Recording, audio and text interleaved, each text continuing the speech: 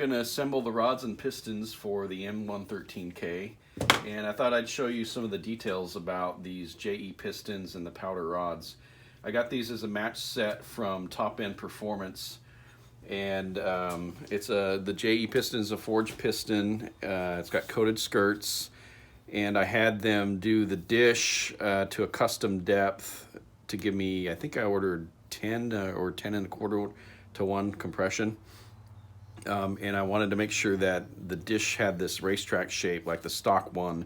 I've seen other M113k pistons that just have a completely round dish, and you lose these quench pads here that are good for combustion. So I wanted to make sure that JE made them this way, and that's the way they come if you get them from Top End Performance. But a couple interesting things that I've learned along the way. These pistons, I don't know if you can see or not, but there's an arrow here with pointing down.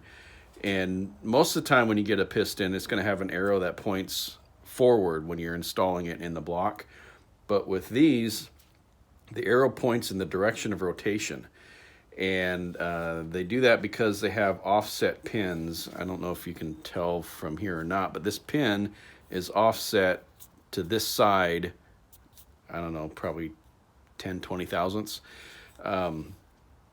And you want to make sure that when you put the piston in the bore that this pin is offset toward the direction of rotation. And this arrow And by here, towards, make I sure you mean do that away in the from. right, I misspoke. orientation.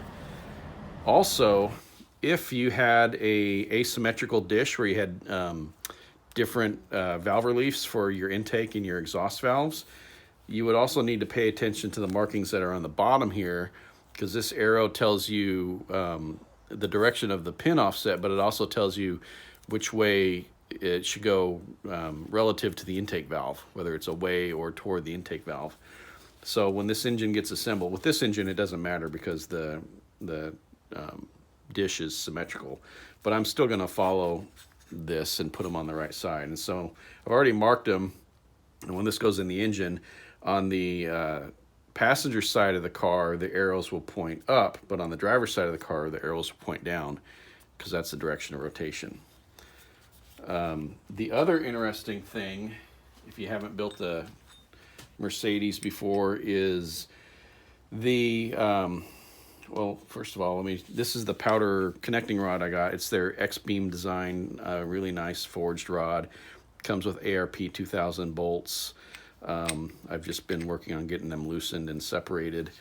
But on a Mercedes, the connecting rod on the crankshaft is not located side to side by the crankshaft. It's located side to side by the piston. And so if you look, there's going to be a really tight machinist fit up here on the piston, because this is what places the rod left to right on the crank. When this goes on the crank, you'll see there's like more than 1/8 of an inch gap on either side of the rods. They don't butt up next to each other like they would on a traditional V8. And also, one of the reasons these are a matched pair is because the powder rods have a thicker small end. It's wider in this dimension than a stock rod. So you couldn't put a factory piston on this rod. And the JE pistons, when you order them from Top End Performance, they spec them to work together. So this JE piston dimension here is also different than what a stock piston would be. So these work together. You can't mix and match with stock components.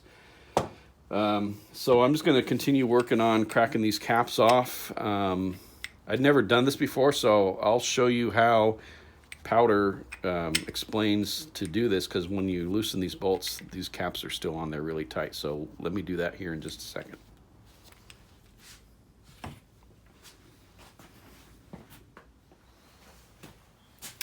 Okay, this is how you remove the caps from these rods. The first thing you do is put it in your vise with soft jaws, rubber jaws in my case, and you loosen these because they're torqued to 50 foot-pounds when you get them. And then you back them off about 1/4 of an inch or so. I've been doing it just far enough to see the shoulders on the bolt get exposed. And then you take a plastic hammer. In this case, I'm going to use the yellow side, which is the harder side, and you start whacking the heads of the bolts side by side, and eventually, just by doing that, the cap will pop loose. So this is what it takes to do this.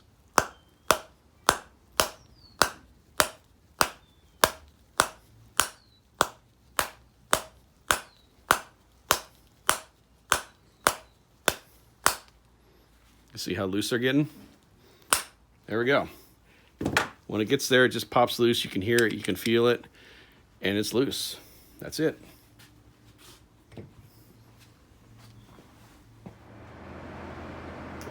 Well, it's been a few days, but we're making progress here. I got all the pistons in. I was waiting for a full set of main bearings to come in, and then the ones that came in I ended up not using. So what I ended up using in the crank is yellow bearings on the 1, 2, 4, and 5 caps, and red bearings on the number 3 cap, and that gave me main bearing clearances of, I think it was 20, 23, 22, 21, and 20 10,000ths. So just right at the loose end of factory spec, which is exactly where I wanted it to be. One thing that I had to struggle with was those little oil squirters, which you can see down there. A couple of them were bent just a little bit off, and they were hitting the rods as it rotated around. So I had to get down there with a screwdriver and straighten them out a little bit. Now everything's good. Let's see, got the new oil pump on. Had to clearance the new oil pump for the ARP studs because they're a little taller than the factory bolts. And if you have an E55 that has the dual sump and the transfer pipe, some of those factory bolts have a little stud that sticks off for bolting that pipe on. I don't know if you can use these ARP studs or not for that, but this engine just has a front sump, so I think I'm going to be fine there. Let me turn it over and show you the other side. Here you can see the JE pistons inside the Darton sleeves.